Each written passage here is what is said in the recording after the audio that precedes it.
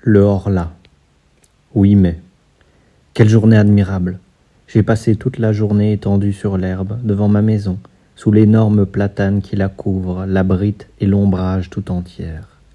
J'aime ce pays, et j'aime y vivre parce que j'y ai mes racines, ces profondes et délicates racines qui attachent un homme à la terre où sont nés et morts ses aïeux, qui l'attachent à ce qu'on pense et à ce qu'on mange, aux usages comme aux nourritures, aux locutions locales, aux intonations des paysans, aux odeurs du sol, des villages et de l'air lui-même.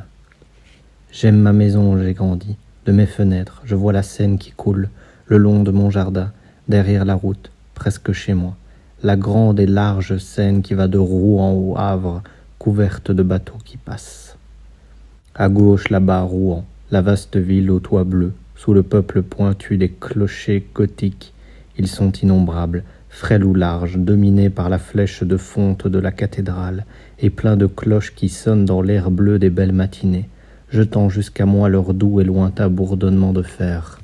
Leur chant-train que la brise m'apporte, tantôt plus fort et tantôt plus affaibli, suivant qu'elle s'éveille ou s'assoupit. Comme il faisait bon ce matin. Vers 11 heures, un long convoi de navires traîné par un remorqueur, gros comme une mouche, et qui râlait de peine en vomissant une fumée épaisse, défila devant ma grille. Après 2 golettes anglaises dont le pavillon rouge ondoyait sur le ciel, venait un superbe mât brésilien, tout blanc, admirablement propre et luisant. Je le saluais, je ne sais pourquoi, tant ce navire me fit plaisir à voir. 12 mai. J'ai un peu de fièvre depuis quelques jours. Je me sens souffrant, ou plutôt je me sens triste. D'où viennent ces influences mystérieuses qui changent en découragement notre bonheur et notre confiance en détresse? On dirait que l'air invisible est plein d'inconnaissables puissances, dont nous subissons les voisinages mystérieux. Je m'éveille plein de gaieté avec des envies de chanter dans la gorge. Pourquoi? Je descends le long de l'eau et soudain, après une courte promenade, je rentre désolé, comme si quelque malheur m'attendait chez moi. Pourquoi? Est-ce un frisson de froid qui, frôlant ma peau, a ébranlé mes nerfs et assombri mon âme? Est-ce la forme des nuages ou la couleur du jour, la couleur des choses, si variable, qui, passant par mes yeux, a troublé ma pensée? Sait-on?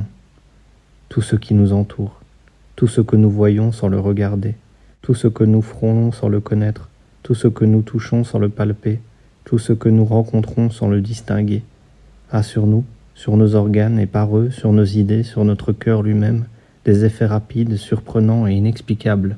Comme il est profond, ce mystère de l'invisible. Nous ne le pouvons sonder avec nos sens misérables, avec nos yeux qui ne savent apercevoir ni le trop petit, ni le trop grand, ni le trop près, ni le trop loin, ni les habitants d'une étoile, ni les habitants d'une goutte d'eau, avec nos oreilles qui nous trompent, car elles nous transmettent les vibrations de l'air en notes sonores. Elles sont des fées qui font ce miracle de changer en bruit ce mouvement et par cette métamorphose donnent naissance à la musique, qui rend chantante l'agitation muette de la nature. Avec notre odorat plus faible que celui du chien, avec notre goût, qui peut à peine discerner l'âge d'un vin. Ah, si nous avions d'autres organes qui accompliraient en notre faveur d'autres miracles, que de choses nous pourrions découvrir encore autour de nous. 16 mai. Je suis malade, décidément. Je me portais si bien le mois dernier. J'ai la fièvre, une fièvre atroce, ou plutôt un énervement fiévreux qui rend mon âme aussi souffrante que mon corps.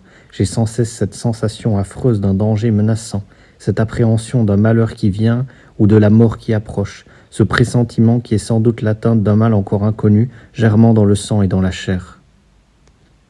18 mai. Je viens d'aller consulter un médecin, car je ne pouvais plus dormir. Il m'a trouvé le pouls rapide, l'œil dilaté, les nerfs vibrants, mais sans aucun symptôme alarmant. Je dois me soumettre aux douches et boire du bromure de potassium. 25 mai. Aucun changement. Mon état vraiment est bizarre. À mesure qu'approche le soir, une inquiétude incompréhensible m'envahit, comme si la nuit cachait pour moi une menace terrible. Je dîne vite, puis j'essaye de lire, mais je ne comprends pas les mots, je distingue à peine les lettres. Je marche alors dans mon salon de long en large sous la pression d'une crainte confuse et irrésistible, la crainte du sommeil et la crainte du lit. Vers 10 heures, je monte dans ma chambre. À peine entré, je donne 2 tours de clé et je pousse les verrous. J'ai peur. De quoi? Je ne redoutais rien jusqu'ici. J'ouvre mes armoires, je regarde sous mon lit, j'écoute. J'écoute. Quoi ? Est-ce étrange qu'un simple malaise, un trouble de la circulation peut-être, l'irritation d'un filet nerveux, un peu de congestion, une toute petite perturbation dans le fonctionnement si imparfait et si délicat de notre machine vivante, puisse faire un mélancolique du plus joyeux des hommes et un poltron du plus brave ? Puis je me couche et j'attends le sommeil comme on attendrait le bourreau. Je l'attends avec l'épouvante de sa venue et mon cœur bat et mes jambes frémissent et tout mon corps tressaille dans la chaleur des draps jusqu'au moment où je tombe tout à coup dans le repos comme on tomberait pour s'y noyer dans un gouffre d'eau stagnante. Je ne le sens pas venir, comme autrefois, ce sommeil perfide, caché près de moi, qui me guette, qui va me saisir par la tête, me fermer les yeux, m'anéantir. Je dors longtemps, 2 ou 3 heures, puis un rêve, non, un cauchemar m'étreint. Je sens bien que je suis couché et que je dors, je le sens et je le sais. Et je sens aussi que quelqu'un s'approche de moi, me regarde, me palpe, monte sur mon lit, s'agenouille sur ma poitrine, me prend le cou entre ses mains et serre de toute sa force pour m'étrangler. Moi je me débats lié par cette impuissance atroce qui nous paralyse dans les songes. Je veux crier, je ne peux pas. Je peux remuer, je ne peux pas. J'essaye, avec des efforts affreux, en haletant, de me tourner, de rejeter cet être qui m'écrase et qui m'étouffe. Je ne peux pas. Et soudain, je m'éveille, affolé, couvert de sueur, j'allume une bougie, je suis seul. Après cette crise, qui se renouvelle toutes les nuits, je dors enfin avec calme jusqu'à l'aurore. 2 juin. Mon état s'est encore aggravé. Qu'ai-je donc ? La bromure n'y fait rien. Les douches n'y font rien. Tantôt, pour fatiguer mon corps si las pourtant, j'allais faire un tour dans la forêt de Roumare. Je crus d'abord que l'air frais, léger et doux, plat d'odeur d'herbe et de feuilles me versait aux veines un sang nouveau, au cœur une énergie nouvelle. Je pris une grande avenue de chasse, puis je tournai vers la Bouille, par une allée étroite, entre 2 armées d'arbres démesurément hauts qui mettaient un toit vert épais, presque noir entre le ciel et moi.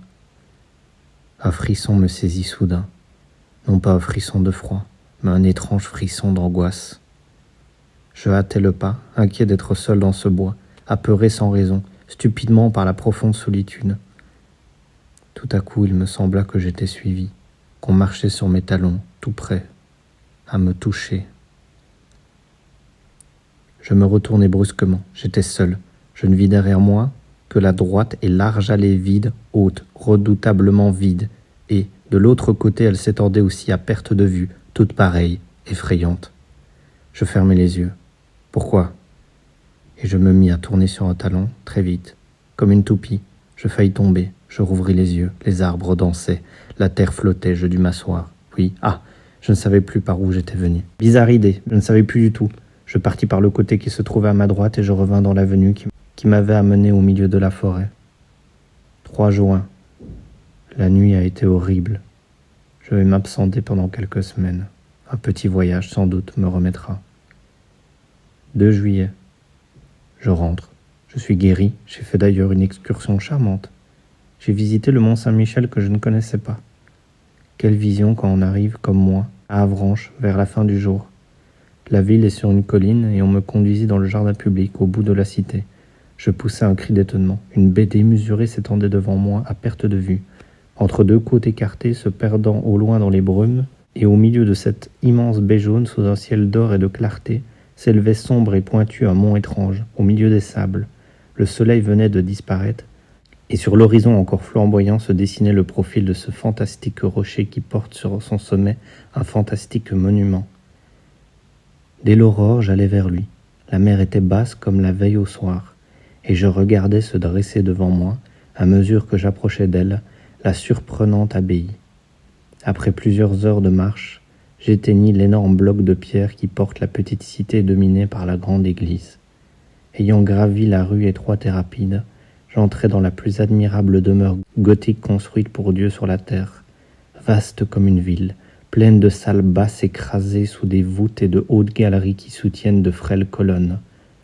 J'entrai dans ce gigantesque bijou de granit, aussi léger qu'une dentelle, couvert de tours, de sveltes clochetons, où montent des escaliers tordus, et qui lancent dans le ciel bleu des jours, dans le ciel noir des nuits. Leurs têtes bizarres hérissées de chimères, de diables, de bêtes fantastiques, de fleurs monstrueuses et reliés l'un à l'autre par de fines arches ouvragées. Quand je fus sur le sommet, je dis au moine qui m'accompagnait, « Mon père, comme vous devez être bien ici. » Il répondit, « Il y a beaucoup de vent, monsieur. » Et nous nous mîmes à causer en regardant monter la mer qui couchait sur le sable et le couvrait d'une cuirasse d'acier. Et le moine me conta des histoires, toutes les vieilles histoires de ce lieu, des légendes, toujours des légendes. Une d'elles me frappa beaucoup. Les gens du pays, ceux du mont, prétendent qu'on attend parler la nuit dans les sables, puis qu'on entend bêler deux chèvres, l'une avec une voix forte, l'autre avec une voix faible.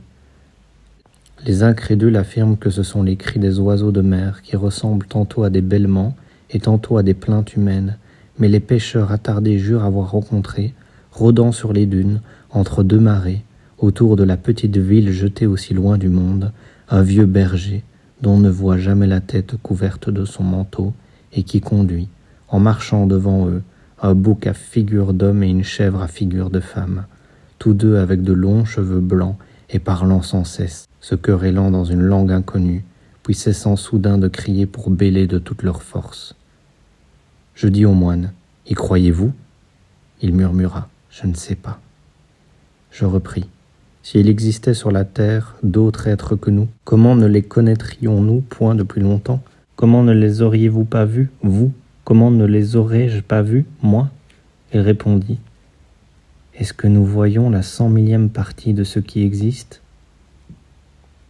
Tenez, voici le vent qui est la plus grande force de la nature, qui renverse les hommes, abat les édifices, déracine les arbres, soulève la mer en montagne d'eau, détruit les falaises et jette aux brisants les grands navires, le vent qui tue, qui siffle, qui gémit, qui mugit.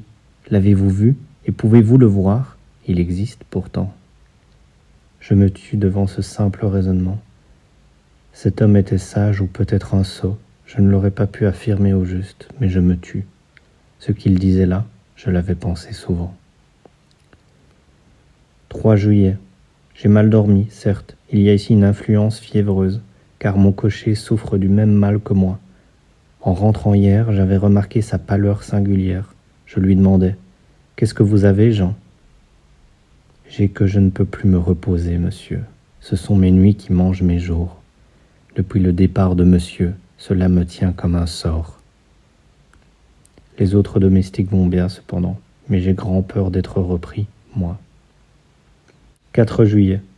Décidément, je suis repris. Mes cauchemars anciens reviennent. Cette nuit, j'ai senti quelqu'un accroupi sur moi, et qui, sa bouche sur la mienne, buvait ma vie entre mes lèvres. Oui, il la puisait dans ma gorge, comme aurait fait une sangsue. Puis il s'est levé, repu, et moi je me suis réveillé, tellement meurtri, brisé, anéanti, que je ne pouvais plus remuer. Si cela continue encore quelques jours, je repartirai certainement. 5 juillet. Ai-je perdu la raison? Ce qui s'est passé la nuit dernière est tellement étrange que ma tête s'égare quand j'y songe. Comme je le fais maintenant, chaque soir, j'avais fermé ma porte à clé, puis, ayant soif, je bus un demi-verre d'eau, et je remarquai par hasard que ma carafe était pleine jusqu'au bouchon de cristal. Je me couchai ensuite et je tombai dans un de mes sommeils épouvantables, dont je fus tiré au bout de 2 heures environ par une secousse plus affreuse encore. Figurez-vous un homme qui dort, qu'on assassine et qui se réveille avec un couteau dans le poumon et qui râle couvert de sang et qui ne peut plus respirer et qui va mourir et qui ne le comprend pas. Voilà. Ayant enfin reconquis ma raison, j'eus soif de nouveau. J'allumai une bougie et j'alla vers la table où était posée ma carafe. Je la soulevai en la penchant sur mon verre. Rien ne coula. Elle était vide. Elle était vide complètement. D'abord, je n'y compris rien, puis tout à coup, je ressentis une émotion si terrible que je dus m'asseoir, ou plutôt que je tombai sur une chaise. Puis je me redressai d'un saut pour regarder autour de moi. Puis je me rassis, éperdu d'étonnement et de peur, devant le cristal transparent. Je le contemplais avec des yeux fixes, cherchant à deviner. Mes mains tremblaient. On avait donc bu cette eau. Qui, moi? Moi, sans doute. Ce ne pouvait être que moi, alors j'étais somnambule. Je vivais, sans le savoir, de cette double vie mystérieuse qui fait douter s'il y a 2 êtres en nous. Ou si un être étranger, inconnaissable et invisible, anime, par moments, quand notre âme est engourdie, notre corps captif qui obéit à cet autre, comme à nous-mêmes plus qu'à nous-mêmes. Ah, qui comprendra mon angoisse abominable? Qui comprendra l'émotion d'un homme, sain d'esprit, bien éveillé, plat de raison, et qui regarde épouvanté sur le verre d'une carafe, un peu d'eau disparue pendant qu'il a dormi. Et je restais là jusqu'au jour, sans oser regagner mon lit. 6 juillet. Je deviens fou. On a encore bu toute ma carafe cette nuit. Ou plutôt je l'ai bu. Mais est-ce moi? Qui serait-ce? Qui? Oh mon Dieu, je deviens fou. Qui me sauvera? 10 juillet. Je viens de faire des épreuves surprenantes. Décidément, je suis fou et pourtant, le 6 juillet, avant de me coucher, j'ai placé sur ma table du vin, du lait, de l'eau, du pain et des fraises. On a bu, j'ai bu toute l'eau et un peu de lait. On n'a touché ni au vin, ni au pain, ni aux fraises. Le 7 juillet, j'ai renouvelé la même épreuve qui a donné le même résultat. Le 8 juillet, j'ai supprimé l'eau et le lait. On n'a touché à rien. Le 9 juillet, enfin, j'ai remis sur ma table l'eau et le lait seulement, en ayant soin d'envelopper les carafes en des linges de mousseline blanche et de ficeler les bouchons. Puis j'ai frotté mes lèvres, ma barbe, mes mains, avec de la mine de plomb, et je me suis couché. L'invincible sommeil m'a saisi, suivi bientôt de l'atroce réveil. Je n'avais point remué. Mes draps eux-mêmes ne portaient pas de taches. Je m'élançai vers la table. Les linges, en fermant les bouteilles, étaient demeurés immaculés. Je déliais les cordons en palpitant de crainte. On avait bu toute l'eau. On avait bu tout le lait. Ah, mon Dieu! Je vais partir tout à l'heure pour Paris. 12 juillet. Paris. J'avais donc perdu la tête les jours derniers. J'ai dû être le jouet de mon imagination énervée. À moins que je ne sois vraiment somnambule, ou que j'ai subi une de ces influences constatées mais inexplicables jusqu'ici, qu'on appelle suggestion. En tout cas, mon affolement touchait à la démence, et 24 heures de Paris ont suffi pour me remettre d'aplomb. Hier, après des courses et des visites qui m'ont fait passer dans l'âme de l'air nouveau et vivifiant, j'ai fini ma soirée au Théâtre Français. On y jouait une pièce d'Alexandre Dumas fils, et cet esprit alerte et puissant a achevé de me guérir. Certes, la solitude est dangereuse pour les intelligences qui travaillent. Il nous faut autour de nous des hommes qui pensent et qui parlent. Quand nous sommes seuls longtemps, nous peuplons le vide de fantômes. Je suis rentré à l'hôtel très gai, par les boulevards. Au coudoiement de la foule, je songeais, non, sans ironie, à mes terreurs, à mes suppositions de l'autre semaine, car j'ai cru, oui, j'ai cru qu'un être invisible habitait sous mon toit. Comme notre tête est faible et s'effare, et s'égare vite, dès qu'un petit fait incompréhensible nous frappe. Au lieu de conclure par ces simples mots, ne comprends pas parce que la cause m'échappe, nous imaginons aussitôt des mystères effrayants et des puissances surnaturelles. 14 juillet, fête de la République. Je me suis promené par les rues. Les pétards et les drapeaux m'amusaient comme un enfant. Tant fort bête d'être joyeux, à date fixe par décret du gouvernement. Le peuple est un troupeau imbécile, tantôt stupidement patient et tantôt férocement révolté. On lui dit « amuse-toi », il s'amuse. On lui dit « va te battre avec le voisin », il va se battre. On lui dit « vote pour l'empereur », il vote pour l'empereur. Puis on lui dit « vote pour la République » et il vote pour la République. Ceux qui le dirigent sont aussi sots, mais au lieu d'obéir à des hommes, ils obéissent à des principes, lesquels ne peuvent être que niais, stériles et faux, pas dire des idées réputées certaines et immuables, en ce monde où l'on n'est sûr de rien, puisque la lumière est une illusion, puisque le bruit est une illusion. 16 juillet. J'ai vu hier des choses qui m'ont beaucoup troublé. Je dînais chez ma cousine, Madame Sablé, dont le mari commande le 76e chasseur à Limoges. Je me trouvais chez elle avec 2 jeunes femmes, dont l'une a épousé un médecin, le docteur Parent, qui s'occupe beaucoup des maladies nerveuses et des manifestations extraordinaires auxquelles donnent lieu en ce moment les expériences sur l'hypnotisme et la suggestion. Il nous raconta longtemps les résultats prodigieux obtenus par des savants anglais et par les médecins de l'école de Nancy. Les faits qu'il avança me parurent tellement bizarres que je me déclarai tout à fait incrédule. Nous sommes, affirmait-il, sur le point de découvrir un des plus importants secrets de la nature. Je veux dire un des plus importants secrets sur Terre. Elle en a certes d'autrement importants, là-bas dans les étoiles. Depuis que l'homme pense, depuis qu'il sait dire et écrire sa pensée, il se sent frôlé par un mystère impénétrable, pour ses sens grossiers et imparfaits. Il tâche de suppléer, par l'effort de son intelligence, à l'impuissance de ses organes. Quand cette intelligence demeurait encore à l'état rudimentaire, cette hantise des phénomènes invisibles a pris des formes banalement effrayantes.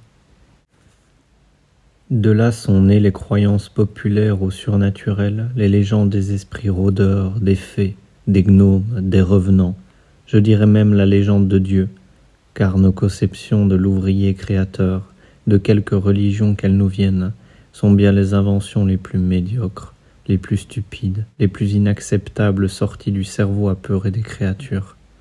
Rien de plus vrai que cette parole de Voltaire. Dieu a fait l'homme à son image, mais l'homme le lui a bien rendu. Depuis un peu plus d'un siècle, on semble pressentir quelque chose de nouveau.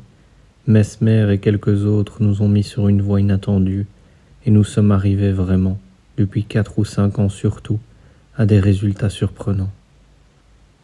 Ma cousine, très incrédule aussi, souriait. Le docteur parent lui dit « Voulez-vous que j'essaie de vous endormir, madame ?»« Oui, je veux bien. » Elle s'assit dans un fauteuil et il commença à la regarder fixement en la fascinant. Moi, je me sentis soudain un peu troublé, le cœur battant, la gorge serrée. Je voyais les yeux de madame Sablé s'alourdir, sa bouche se crisper, sa poitrine haleter. Au bout de 10 minutes, elle dormait. « Mettez-vous derrière elle, dit le médecin, et je m'assis derrière elle. Il lui plaça entre les mains une carte de visite en lui disant « Ceci est un miroir. Que voyez-vous dedans ?» Elle répondit « Je vois mon cousin. »« Que fait-il » ? Il se tord la moustache. « Et maintenant ?» Il tire de sa poche une photographie. « Quelle est cette photographie ?»« La sienne. » Vrai. Et cette photographie venait de m'être livrée le soir même à l'hôtel. Comment est-il sur ce portrait ? Il se tient debout avec son chapeau à la main. Donc elle voyait dans cette carte, dans ce carton blanc, comme elle eût vu dans une glace. Les jeunes femmes épouvantées disaient « Assez, assez, assez !» Mais le docteur ordonna « Vous vous leverez demain à 8 heures.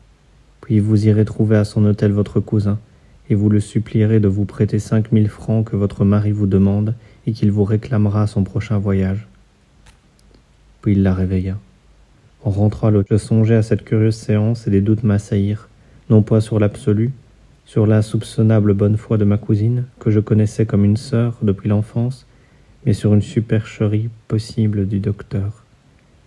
Ne dissimulait-il pas dans sa main une glace qu'il montrait à la jeune femme endormie, en même temps que sa carte de visite ?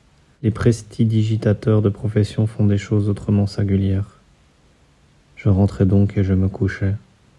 Or, ce matin, vers 8h30, je fus réveillé par son valet de chambre qui me dit « C'est madame Sablé qui demande à parler à monsieur tout de suite. » Je m'habillai à la hâte et je la reçus.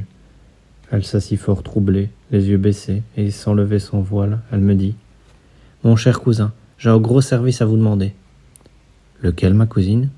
Cela me gêne beaucoup de vous dire, et pourtant il le faut. J'ai absolument besoin de 5 000 francs. »« Allons, donc vous ?» ?»« Oui, moi, ou plutôt mon mari qui me charge de les trouver. » J'étais tellement stupéfait que je balbutiais mes réponses. Je me demandais si vraiment elle ne s'était pas moquée de moi avec le docteur parent, si ce n'était pas là une simple farce préparée d'avance et fort bien jouée. Mais en la regardant avec attention, tous mes doutes se dissipèrent. Elle tremblait d'angoisse, tant cette démarche lui était douloureuse, et je compris qu'elle avait la gorge pleine de sanglots. Je la savais fort riche et je repris « Comment, votre mari n'a pas 5 000 francs à sa disposition ? Êtes-vous sûr qu'il vous a chargé de me les demander ?» Elle hésita quelques secondes comme si elle eût fait un grand effort pour chercher dans son souvenir, puis elle répondit. « Oui, j'en suis sûr. »« Il vous a écrit ?» Elle hésita encore, réfléchissant. Je devinais le travail torturant de sa pensée. Elle ne savait pas. Elle savait seulement qu'elle devait m'emprunter 5 000 francs pour son mari. Donc elle osa mentir. « Oui, il m'a écrit. »« Quoi donc, vous ne m'avez parlé de rien hier. »« J'ai reçu sa lettre ce matin. » Pouvez-vous me la montrer ? Non, elle contenait des choses intimes, trop personnelles, je l'ai brûlée. Alors c'est que votre mari fait des dettes ? Elle hésita encore, puis murmura je ne sais pas. Je déclarai brusquement c'est que je ne puis disposer de 5 000 francs en ce moment, ma chère cousine. Elle poussa une sorte de cri de souffrance. Oh, je vous en prie, trouvez-les. Elle s'exhalait, joignant les mains comme si elle m'eût prié. J'entendais sa voix changer de ton, elle pleurait, elle bégayait, harcelée, dominée par l'ordre irrésistible qu'elle avait reçu. « Oh, je vous en supplie, si vous saviez comme je souffre, il me les faut aujourd'hui. » J'eus pitié d'elle. « Vous les aurez tantôt, je vous le jure. » Elle s'écria. « Oh, merci, que vous êtes bon. » Je repris. « Vous rappelez-vous ce qui s'est passé hier chez vous ?»« Oui. »« Vous rappelez-vous que le docteur parent vous a endormi ?»« Oui. » Eh bien, il vous a ordonné de venir m'emprunter ce matin 5 000 francs. et vous obéissez en ce moment à cette suggestion. Elle réfléchit quelques secondes et répondit « Puisque c'est mon mari qui les demande ?» Pendant 1 heure, j'essayai de la convaincre, mais je n'y pus parvenir. Quand elle fut partie, je courus chez le docteur. Il allait sortir, il m'écouta en souriant, puis il dit « Croyez-vous maintenant ?»« Oui, il le faut bien. Allons chez votre parente. » Elle sommeillait déjà sur une chaise longue, accablée de la fatigue. Le médecin lui prit le pouls, la regarda quelque temps, une main levée vers ses yeux qu'elle ferma peu à peu sous l'effort insoutenable de cette puissance magnétique. Quand elle fut endormie, « Votre mari n'a plus besoin de 5 000 francs. Vous allez donc oublier que vous avez prié votre cousin de vous les prêter, et s'il vous parle de cela, vous ne comprendrez pas. » Puis il la réveilla. Je tirai de ma poche un portefeuille. « Voici, ma chère cousine, ce que vous m'avez demandé ce matin. » Elle fut tellement surprise que je n'osai pas assister. J'essayai cependant de ranimer sa mémoire, mais elle nia de force, crut que je me moquais d'elle et faillit à la fin se fâcher. Voilà, je viens de rentrer et je n'ai pu déjeuner tant cette expérience m'a bouleversé. 19 juillet. Beaucoup de personnes à qui j'ai raconté cette aventure se sont moquées de moi. Je ne sais plus que penser. Le sage dit « peut-être ». 21 juillet. J'ai été dîner à Bougival, puis j'ai passé la soirée au bal des Cannetiers. Décidément, tout dépend des lieux et des milieux. Croire au surnaturel dans l'île de la Grenouillère serait le comble de la folie. Mais au sommet du mont Saint-Michel. Mais dans les Indes, nous subissons effroyablement l'affluence de ce qui nous entoure. Je rentrerai chez moi la semaine prochaine. 30 juillet. Je suis revenu dans ma maison depuis hier. Tout va bien. 2 août. Rien de nouveau, il fait un temps superbe. Je passe mes journées à regarder couler la Seine. 4 août. Querelle parmi mes domestiques. Ils prétendent qu'on casse les verres la nuit dans les armoires. Le valet de chambre accuse la cuisinière, qui accuse la lingère, qui accuse les 2 autres. Quel est le coupable ? Bien, qui le dirait ? 6 août. Cette fois, je ne suis pas fou. J'ai vu. Je ne puis plus douter. J'ai vu. J'ai encore froid jusque dans les ongles. J'ai encore peur jusque dans les moelles. J'ai vu. Je me promenais à 2 heures en plein soleil dans mon parterre de rosiers, dans l'allée des rosiers d'automne qui commence à fleurir. Comme je m'arrêtais à regarder un géant des batailles qui portait 3 fleurs magnifiques, je vis distinctement tout près de moi la tige d'une de ces roses se plier, comme si une main invisible eût tordu, puis se cassait, comme si cette main l'eût cueillie. Puis la fleur s'éleva, suivant une courbe qu'aurait décrite un bras en la portant vers une bouche, et elle resta suspendue dans l'air transparent, toute seule, immobile, effrayante tache rouge à 3 pas de mes yeux. Éperdue, je me jetai sur elle pour la saisir. Je ne trouvais rien, elle avait disparu. Alors je fus pris d'une colère furieuse contre moi-même, car il n'est pas permis à un homme raisonnable et sérieux d'avoir de pareilles hallucinations. Mais était-ce bien une hallucination ? Je me retournai pour chercher la tige, et je la retrouvai immédiatement sur l'arbuste, fraîchement brisée, entre les 2 autres roses demeurées à la branche. Alors je rentrai chez moi, l'âme bouleversée, car je suis certain maintenant, certain comme de l'alternance des jours et des nuits, qu'il existe près de moi un être invisible, qui se nourrit de lait et d'eau, qui peut toucher aux choses, les prendre et les changer de place, doué par conséquent d'une nature matérielle bien qu'imperceptible pour nos sens, et qui habite comme moi sous mon toit. 7 août. J'ai dormi tranquille. Il a bu l'eau de ma carafe, mais n'a point troublé mon sommeil. Je me demande si je suis fou. En me promenant, tantôt au grand soleil le long de la rivière, des doutes me sont venus sur ma raison. Non pas des doutes vagues comme j'en avais jusqu'ici, mais des doutes précis, absolus. J'ai vu des fous. J'en ai connu qui restaient intelligents, lucides, clairvoyants même sur toutes les choses de la vie, sauf sur un point. Ils parlaient de tout avec clarté, avec souplesse, avec profondeur, et soudain leurs pensées, touchant l'écueil de la folie, s'y déchiraient en pièces, s'éparpillaient et sombraient dans cet océan effrayant et furieux, plein de vagues bondissantes, de brouillards, de bourrasques qu'on nomme la démence. Certes, je me croirais fou, absolument fou si je n'étais conscient, si je ne connaissais parfaitement mon état, si je ne le sondais en l'analysant avec une complète lucidité.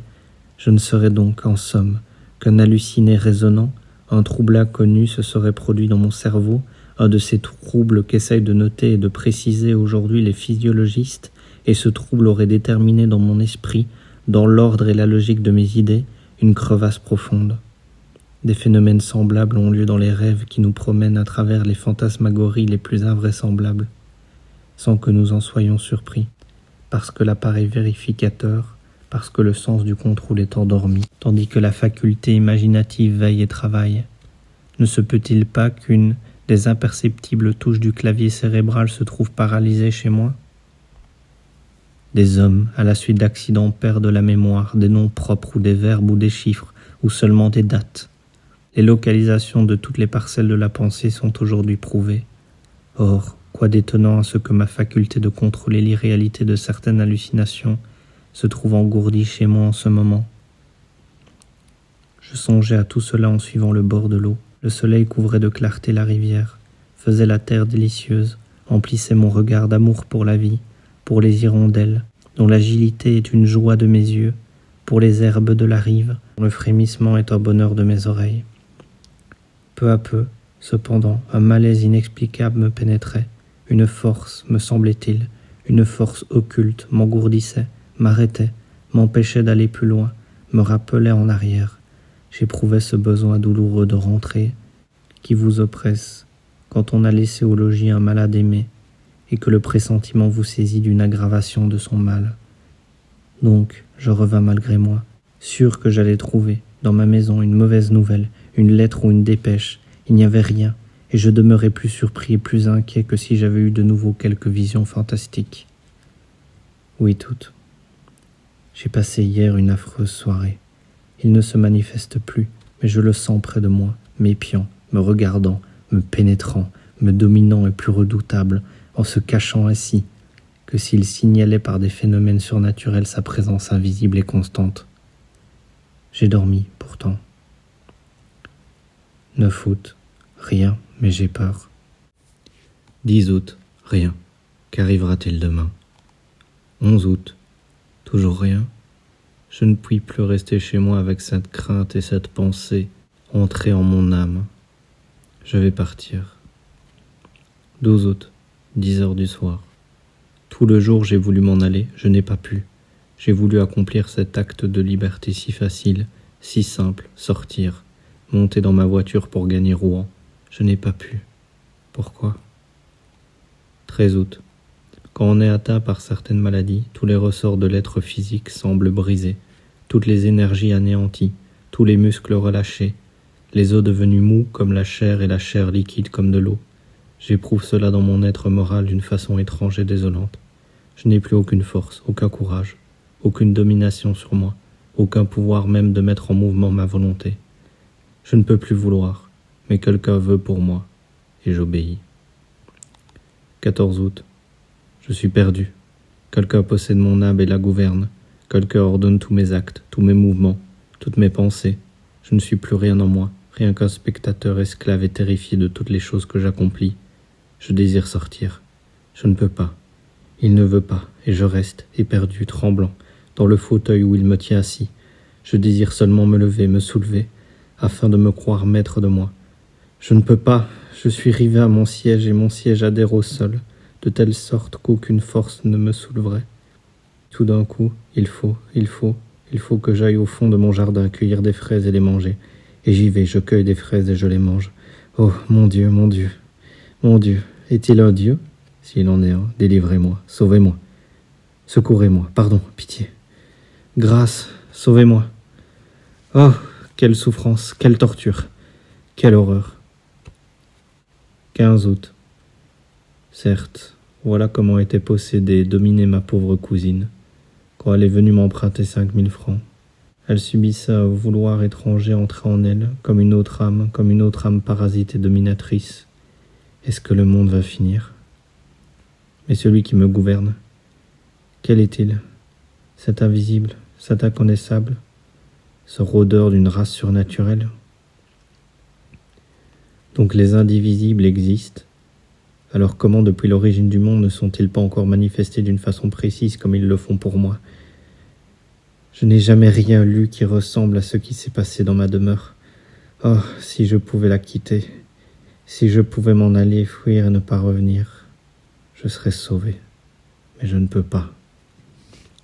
16 août. J'ai pu m'échapper aujourd'hui pendant 2 heures, comme un prisonnier qui trouve ouverte par hasard la porte de son cachot. J'ai senti que j'étais libre tout à coup et qu'il était loin. J'ai ordonné d'atteler bien vite et j'ai gagné à Rouen. Oh, quelle joie de pouvoir dire à un homme qui obéit « Allez à Rouen !» Je me suis fait arrêter devant la bibliothèque et j'ai prié qu'on me prêtât le grand traité du docuteur Hermann Erestöhaus sur les habitants inconnus du monde antique et moderne. Au moment de remonter dans mon coupé, j'ai voulu dire « À la gare !» Et j'ai crié, je n'ai pas dit, j'ai crié d'une voix si forte que les passants se sont retournés « À la maison !» Et je suis tombé, affolé d'angoisse sur les coussins de ma voiture. Il m'avait retrouvé et repris. 17 août. Ah, quelle nuit! Quelle nuit! Et pourtant il me semble que je devrais me réjouir. Jusqu'à 1h du matin, j'ai lu. Hermann Erestöhaus, docteur en philosophie et en théologie et en théogonie, a écrit l'histoire et les manifestations de tous les êtres invisibles rôdant autour de l'homme ou rêvés par lui. Il décrit leur origine, leur domaine, leur puissance, mais aucun d'eux ne ressemble à celui qui me hante. On dirait que l'homme, depuis qu'il pense, a pressenti et redouté un être nouveau, plus fort que lui, son successeur en ce monde, et que, le sentant proche et ne pouvant prévoir la nature de ce maître, il a créé, dans sa terreur, tout le peuple fantastique des êtres occultes, fantômes, vagues nés de la peur. Donc, ayant lu jusqu'à 1h du matin, j'ai été m'asseoir ensuite auprès de ma fenêtre ouverte pour rafraîchir mon front et ma pensée au vent calme de l'obscurité. Il faisait bon, il faisait tiède. Comme j'aurais aimé cette nuit-là autrefois. Pas de lune. Les étoiles avaient au fond du ciel noir des scintillements frémissants. Qui habitent ces mondes? Quelles formes, quels vivants, quels animaux, quels plants sont là-bas? Ceux qui pensent dans ces univers lointains, que savent-ils plus que nous? Que peuvent-ils plus que nous? Que voient-ils que nous ne connaissons point? Un d'eux, un jour ou l'autre, traversant l'espace, n'apparaîtrait-il pas notre terre pour la conquérir, comme les Normands jadis traversaient la mer pour asservir des peuples plus faibles? Nous sommes si infirmes, si désarmés, si ignorants, si petits, nous autres, sur ce grain de boue qui tourne délayé dans une goutte d'eau. Je m'assoupis en rêvant ainsi au vent frais du soir. Or, ayant dormi environ 40 minutes, je rouvris les yeux sans faire un mouvement, réveillé par je ne sais quelle émotion confuse et bizarre. Je ne vis rien d'abord, puis tout à coup, il me sembla qu'une page du livre resté ouvert sur ma table venait de tourner toute seule. Aucun souffle d'air n'était entré par ma fenêtre. Je fus surpris et j'attendis. Au bout de 4 minutes environ, je vis de mes yeux une autre page se soulever et se rabattre sur la précédente, comme si un doigt l'eût feuilleté. Mon fauteuil était vide, semblait vide, mais je compris qu'il était là, lui, assis à ma place et qu'il lisait. D'un bond furieux, d'un bond bête révolté qui va éventrer son dompteur, je traversai ma chambre pour le saisir, pour l'étreindre, pour le tuer. Mais mon siège, avant que je l'eusse atteint, se renversa comme si on eût fouillé devant moi.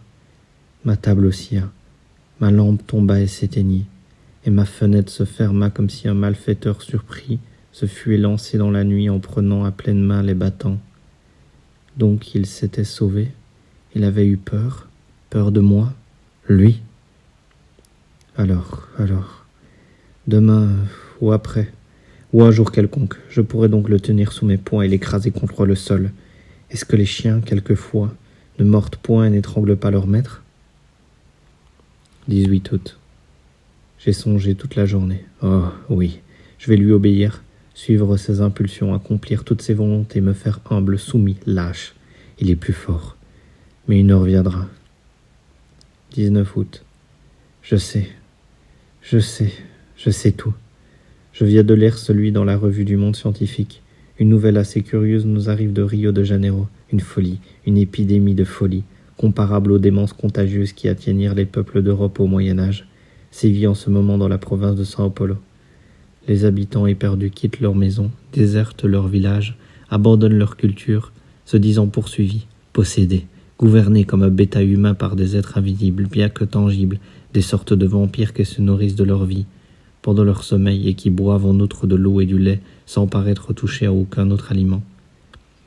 Monsieur le professeur Don Pedro Henriquez, accompagné de plusieurs savants médecins, est parti pour la province de São Paulo, avant d'étudier sur place les origines et les manifestations de cette surprenante folie, et de proposer à l'empereur les mesures qui lui paraîtront les plus propres à rappeler à la maison ces populations en délire.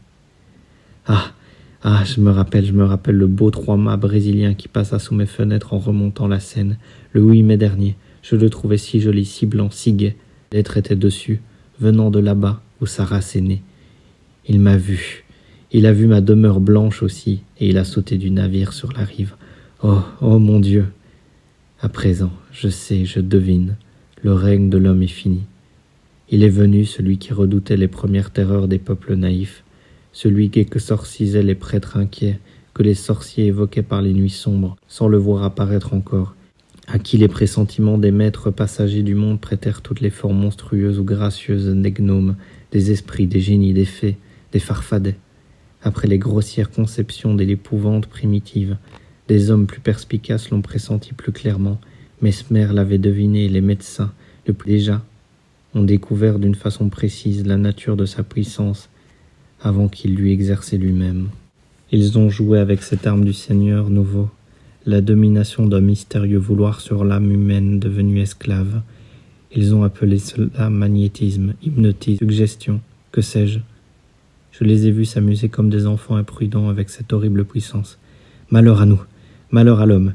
Il est venu comment se nomme-t-il Il me semble qu'il me crie son nom, je ne l'entends pas. Oui, il le crie. J'écoute, je ne peux pas. Répète. Horla. J'ai entendu. Le Horla, c'est lui. Le Horla, il est venu. Le vautour a mangé la colombe, le loup a mangé le mouton, le lion a dévoré le buffle aux cornes aiguës. L'homme a tué le lion avec la flèche, avec le glaive, avec la poudre. Mais le Horla va faire de l'homme ce que nous avons fait du cheval et du bœuf, sa chose, son serviteur et sa nourriture, par la seule puissance de sa volonté. Malheur à nous. Pourtant l'animal, quelquefois, se révolte et tue celui qui l'a dompté. Moi aussi je veux, je pourrais, mais il faut le connaître, le toucher, le voir. Les savants disent que l'œil de la bête, différent du nôtre, ne distingue point comme le nôtre. Et mon œil à moi ne peut distinguer le nouveau venu qui l'opprime. Pourquoi? Je me rappelle à présent les paroles du moine du Mont Saint-Michel. Est-ce que nous voyons la 100 000e partie de ce qui existe? Tenez, voici le vent qui est la plus grande force de la nature, qui renverse les hommes, abat les édifices, déracine les arbres, soulève la mer en montagne d'eau, détruit les falaises et jette aux brisants les grands navires. Le vent qui tue, qui siffle, qui gémit, qui mugit. L'avez-vous vu et pouvez-vous le voir? Il existe pourtant. Et je songeais encore. Mon œil est si faible, si imparfait qu'il ne distingue point les corps durs, s'ils sont transparents comme le verre. Qu'une glace santa barre mon chemin, il me jette dessus, comme l'oiseau entré dans une chambre se casse la tête aux vitres. 1000 choses en outre le trompent et l'égarent. Quoi d'étonnant alors, à ce qu'il ne sache point apercevoir un corps nouveau que la lumière traverse? Un être nouveau, pourquoi pas? Il devait venir assurément. Pourquoi serions-nous les derniers? Nous ne le distinguons point, ainsi que tous les autres créés avant nous. C'est que sa nature est plus parfaite, son corps plus fin et plus fini que le nôtre si maladroitement conçu, encombré d'organes toujours fatigués, toujours forcés comme les ressorts trop complexes, que le nôtre, qui vit comme une plante et comme une bête, en se nourrissant péniblement d'air, d'herbe et de viande, machine animale en proie aux maladies, aux déformations, aux putréfactions, poussives, mal réglées, naïves et bizarres, ingénieusement mal faites, œuvres grossières et délicates, ébauches d'êtres qui pourraient devenir intelligents et superbes. Nous sommes quelques-uns, si peu sur ce, depuis l'huître jusqu'à l'homme. Pourquoi pas un de plus, une fois accomplie la période qui sépare les apparitions successives de toutes les espèces diverses? Pourquoi pas un de plus? Pourquoi pas aussi d'autres arbres, aux fleurs immenses, éclatantes, parfumant des régions entières? Pourquoi pas d'autres éléments que le feu, l'air, la terre et l'eau? Ils sont 4, rien que 4. Ces pères nourriciers des êtres, quelle pitié! Pourquoi ne sont-ils pas 40, 400, 4000? comme tout est pauvre, mesquin, misérable, avaramment donné, sèchement inventé, lourdement fait. Ah, l'éléphant, l'hippotame, que de grâce, le chameau, que d'élégance. Mais direz-vous, le papillon, une fleur qui vole? J'en rêve un qui serait grand comme 100 univers, avec des ailes dont je ne puis même exprimer la forme, la beauté, la couleur et le mouvement. Mais je le vois. Il va d'étoile en étoile, les rafraîchissant et les embaumant au souffle harmonieux et léger de sa course. Et les peuples de là-haut le regardent passer, extasiés et ravis. Qu'ai-je donc? C'est lui, le Horla, qui me hante et qui me fait penser ses folies. Il est en moi, il devient mon âme, je le tuerai. 19 août. Je le tuerai, je l'ai vu. Je me suis assis hier soir à ma table, et je fis semblant d'écrire avec une grande attention. Je savais bien qu'il viendrait rôder autour de moi tout près, si près que je pourrais peut-être le toucher, le saisir, et alors j'aurais la force d'être désespéré. J'aurais mes mains, mes genoux, ma poitrine, mon front, mes dents pour l'étrangler, l'écraser, le mordre, le déchirer. Et je le guettais avec tous mes organes surexcités. J'avais allumé mes 2 lampes et les 8 bougies de ma cheminée, comme si j'eusse pu dans cette clarté le découvrir. En face de moi, mon lit, un vieux lit de chêne à colonnes, à droite ma cheminée, à gauche ma porte fermée avec soin, après l'avoir laissée longtemps ouverte, afin de l'attirer. Derrière moi, une très haute armoire à glace, qui me servait chaque jour pour me raser, pour m'habiller, et où j'avais coutume de me regarder de la tête aux pieds, chaque fois que je passais devant. Donc je faisais semblant d'écrire pour le tromper, car il m'épiait lui aussi, et soudain je sentis, je fus certain qu'il lisait par-dessus mon épaule, qu'il était là, frôlant mon oreille. Je me dressai, les mains tendues, en me tournant si vite que je faillis tomber. Eh bien, on y voyait comme en plein jour. Et je ne me vis pas dans ma glace. Elle était vide, claire, profonde, pleine de lumière. Mon image n'était pas dedans. Et j'étais en face, moi. Je voyais le grand verre limpide haut en bas. Et je regardais cela avec des yeux affolés. Et je n'osais plus avancer, je n'osais plus faire un mouvement, sentant bien pourtant qu'il était là, mais qu'il m'échapperait encore, lui dont le corps imperceptible avait dévoré mon reflet. Puis voilà que tout à coup je commençais à m'apercevoir dans une brume, au fond du miroir, dans une brume comme à travers une nappe d'eau, et il me semblait que cette eau glissait de gauche à droite, lentement, rendant plus précise mon image, de seconde en seconde. C'était comme la fin d'une éclipse. Ce qui me cachait ne paraissait point posséder de contours nettement arrêtés, mais une sorte de transparence opaque s'éclaircissant peu à peu. Je pus enfin me distinguer complètement, ainsi que je le fais chaque jour en me regardant. Je l'avais vu, l'épouvante m'en est restée, qui me fait encore frissonner. 20 août. Le tuer, comment? Puisque je ne peux l'atteindre, le poison? Mais il me verrait le mêler à l'eau. Et nos poisons, d'ailleurs, auraient-ils un effet sur son corps imperceptible? Non, sans aucun doute. Alors... 21 août. J'ai fait venir un serrurier de Rouen et je lui ai commandé pour ma chambre des persiennes de fer, comme en ont à Paris certains hôtels particuliers, au rez-de-chaussée par crainte des voleurs. Il me fera en outre une porte pareille. Je me suis donné pour un poltron, mais je m'en moque. 10 septembre. Rouen, hôtel Continental. C'est fait. C'est fait. Mais est-il mort? J'ai l'âme bouleversée de ce que j'ai vu. Hier donc, le serrurier ayant posé ma persienne et ma porte de fer, j'ai laissé tout ouvert jusqu'à minuit, bien qu'il commençât à faire froid. Tout à coup j'ai senti qu'il était là, et une joie folle m'a saisi. Je me suis levé lentement, et j'ai marché à droite, à gauche, longtemps pour qu'il ne devinât rien. Puis j'ai ôté mes bottines et mis mes savates avec négligence. Puis j'ai fermé ma persienne de fer, et revenant à pas tranquille vers la porte, j'ai fermé la porte aussi à double tour. Retournant alors vers la fenêtre, je la fixai par un cadenas. Tout à coup, j'ai senti qu'il était là. Tout à coup, Je compris qu'il s'agitait autour de moi, et qu'il avait peur à son tour, qu'il m'ordonnait de lui ouvrir. Je faillis céder. Je ne cédais pas, mais m'adossant à la porte, je l'entrebâillais, tout juste assez pour passer, moi à reculons, et comme je suis très grand, ma tête touchait au linteau. J'étais sûr qu'il n'avait pu s'échapper, et je l'enfermais tout seul, tout seul. Quelle joie! Je le tenais. Alors je descendis en courant, je pris dans mon salon, sous ma chambre, mes 2 lampes, et je renversai toute l'huile sur le tapis, sur les meubles, partout.